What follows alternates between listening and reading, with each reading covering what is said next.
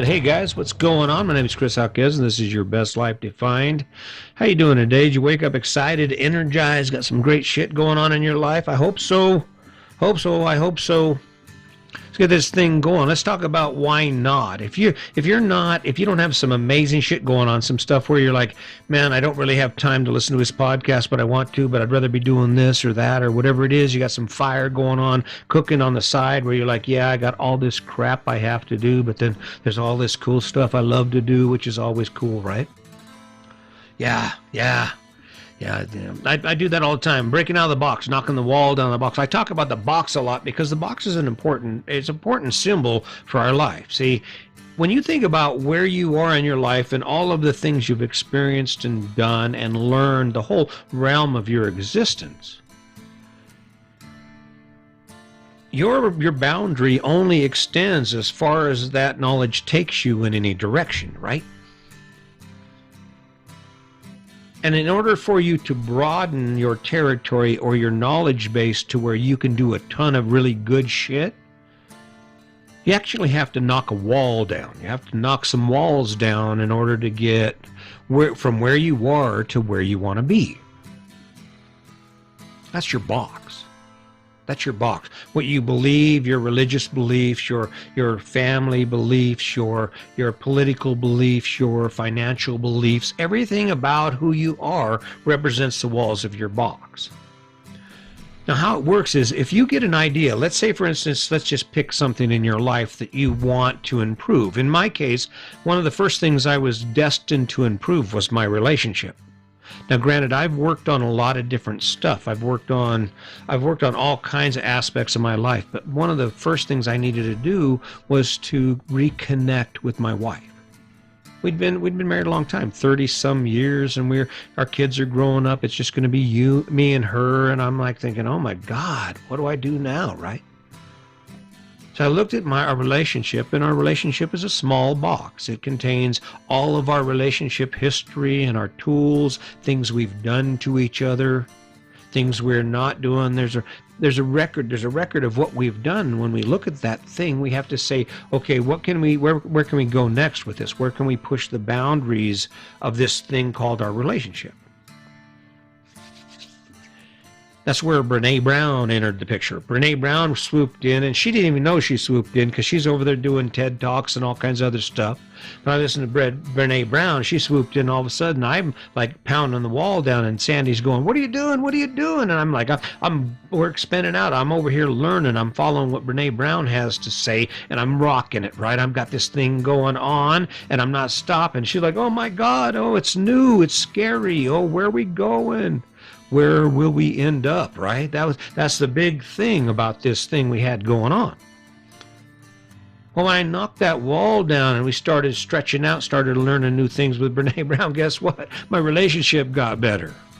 And what's cool is I can always look over there and, I can see that dent in the wall where we pushed out, we expanded our knowledge base. Now, originally it started with me, but guess what Sandy did? She jumped out there. She started knocking a wall down with Brene Brown, too, on her own. And then she started learning about the same things I was learning about. Next thing you know, we're like, oh, hell, when it comes to relationship, we got Brene Brown. We built this up. This is our Brene Brown edition over here, right? I'm not sure how much more simple I can make this comparison for you. I'm not going to give up. Just, I'm not going to give up, even though there are times when I wake up, I think, why in the hell do I do this? Why do I put my effort out every day and do this? And I guess the reason I do is because the lack of people who can actually see what I'm talking about is so great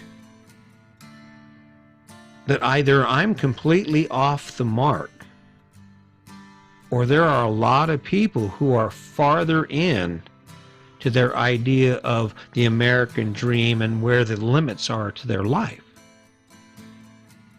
When I view life, when I look at my life or the things I'm going to do and how I'm going to go out, my prayer is that I'm over there doing something I really love, maybe throwing disc, working out, doing whatever it is, and then my heart stops and I just die.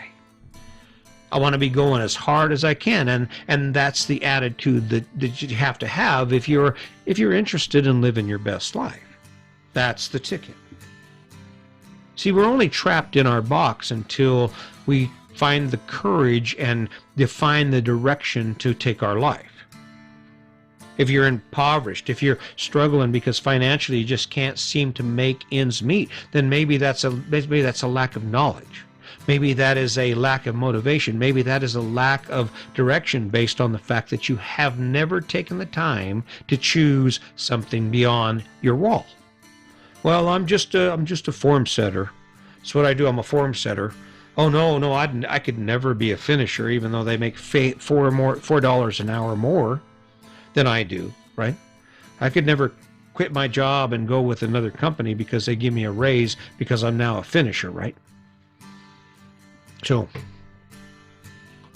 but in order for you to broaden those horizons in any direction and experience things that you want to experience, the same principle is there. What's your dream?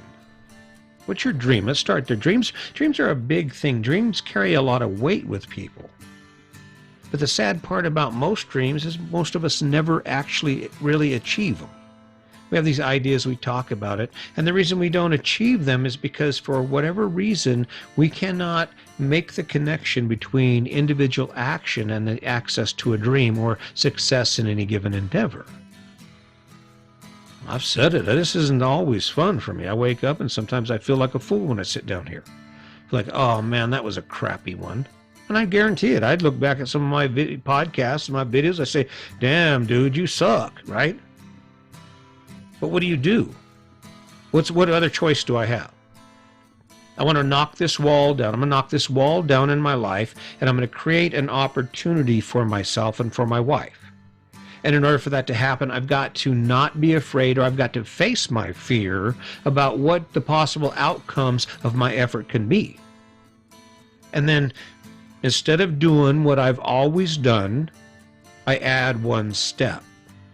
I show up every day, and whether I want to or not, I show up and I have what I believe is a meaningful conversation with you. With one goal. Well, with two goals. With one goal, to give you the opportunity to have access to a life that looks like mine, that is as cool as mine, that leaves you waking up energized because of the things you get to do. But for any of that to happen, it has to start by defining what wall you're going to knock down in your life. Want a better job? Maybe you don't need a job. Maybe you already have a job, and even if it sucks, it pays well enough that you're willing to put up with the crap that it comes with, right? That was my story. For most of my career, my job sucked. I worked in a federal prison, and it sucked. But the last 9-10 years of my career actually got to be pretty good, because that was when I discovered the true value in helping people, the true value in changing your direction, and instead of looking at the negative, trying to find the positive and drawing from the energy in life to push you forward, right? Knock a wall down. So what would that look like for you? I want to give you this because I want to make sure I'm not leaving you hanging. Well, talked about knocking a wall down. What does he mean? All right, let me give you a real life example of what I'm talking about. Let's say you wake up every day and you're thinking to yourself, you look in the mirror and you're like, I want to work out. I don't want to be this fat, right? That's usually the conversation. Of course, we won't have it with anyone else but ourselves. We're like, God, man, I look at me, right? If you want to break a wall down in your life and make that a part of your life, it has to become little more than an action. It can't be accompanied with excessive thought. It can't be accompanied with reason. It has to be like putting your shoes on, like going in the bathroom and brushing your teeth, like combing your hair. The reality is we want to assign emotional values to things that we struggle with. But when we set the emotional side of it away and we do something simply because it's on the schedule for today, right? Then it happens. There's no doubt. A mindset of, well, that's on the schedule. Yeah, I got to put my shoes on. Yeah, that's on the schedule. I got to brush my teeth. Yeah, that's on the schedule. Oh, yeah, and by the way, I've got to shoot 3 podcasts. That's on the schedule. That's how you break down walls in your life. Now, where you find the energy to do that is when you pick things that are like friggin' rock your world, things that make you feel good about who you are, energize you and excite you about the possibilities and about achieving the goal.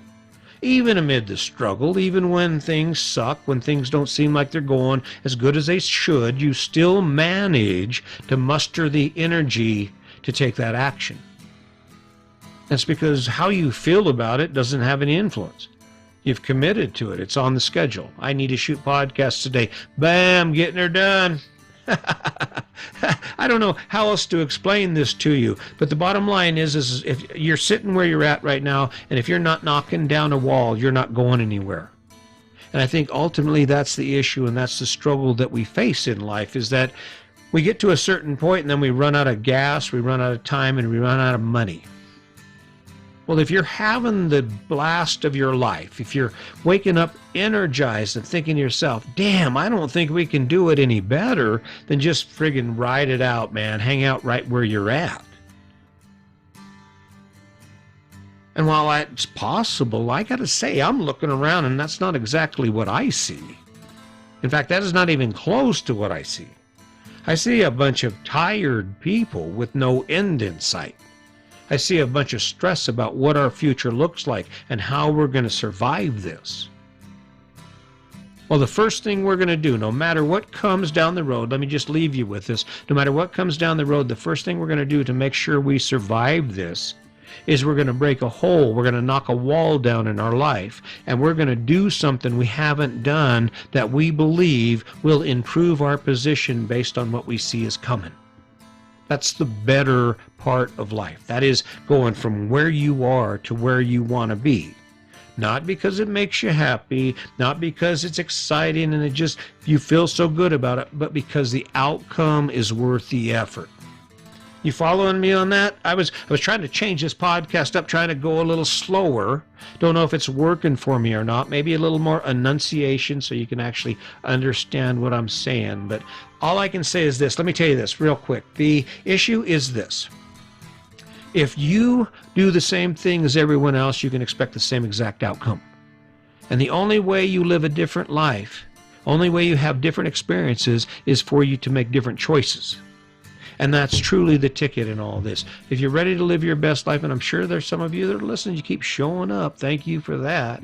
I'm going to keep showing up. This is what I do. This is what I've committed to you to do and to myself. It makes my life better as well. And I hope you keep tuning in. Hey, be sure you drop a line on those comments. I really appreciate it. And as always, just remember, today's your day. Make it a good one.